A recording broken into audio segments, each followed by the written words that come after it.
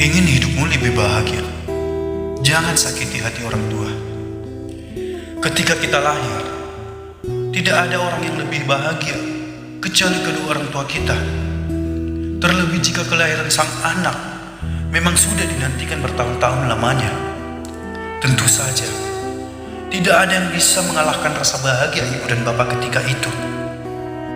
Sejak kita ada, orang tua pastilah menginginkan agar suatu saat nanti kita menjadi anak yang berbakti dan memberikan banyak kontribusi positif bagi kehidupan banyak orang.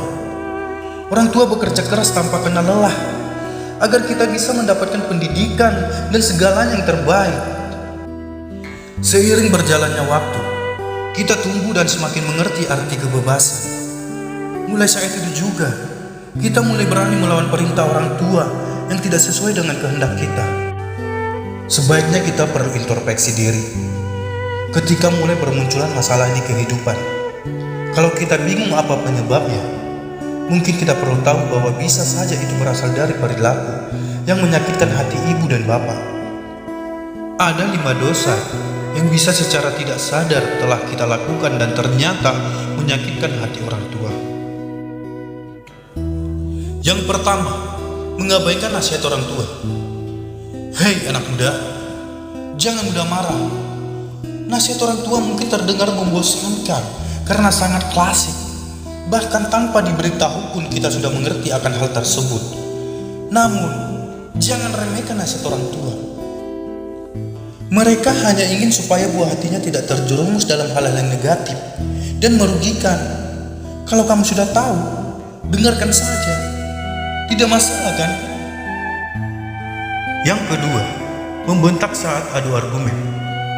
Dalam masa pertumbuhan dan perkembangan manusia menjadi semakin matang, ada masa di mana kita mulai memiliki pendirian. Ketika kita sudah memegang suatu prinsip dan ternyata orang tua kontra, sering terjadi adu argumen. Bukan salah, tetapi perhatian etika. Kamu sedang berbicara dengan orang yang telah melahirkan dan membesarkanmu, melindungimu, mengupayakan kebahagiaanmu. Jangan bentak. Jika kamu punya pendapat lain, sampaikan baik-baik dengan sopan dan santun, tanpa menyakiti hatinya. Menyampaikan pendapat yang tulus dari hati bisa saja meluluhkan hati ibu dan bapak. Yang ketiga, tidak minta izin orang tua. Hei, ini penting.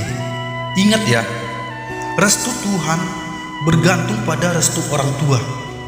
Kalau kita punya hal penting untuk dilakukan, misalnya mendirikan usaha, wawancara kerja, ujian, menikah, dan lain-lain, jangan lupa minta izin. Jangan hanya karena alasan tertentu hingga kita tidak bisa meminta izinnya. Ketahuilah, apa yang menjadi hal penting untuk kita juga merupakan hal penting bagi ibu dan bapak kita. Mengapa? Karena kita adalah kesayangan mereka. Yang keempat, membandingkan keadaan orang tuamu dengan orang tua yang lain. Tidak semua dari kita beruntung lahir di keluarga yang serba berkecukupan. Sebagian anak memiliki orang tua yang kaya, punya banyak harta, dan tiada kekurangan suatu apapun. Namun, sebagian yang lain harus menerima kenyataan bahwa untuk mendapatkan uang saku saja harus bekerja terlebih dahulu karena orang tua tidak memiliki uang untuk diberikan. Apapun keadaan yang kita alami, jangan pernah membandingkan orang tua kita dengan orang tua yang lain.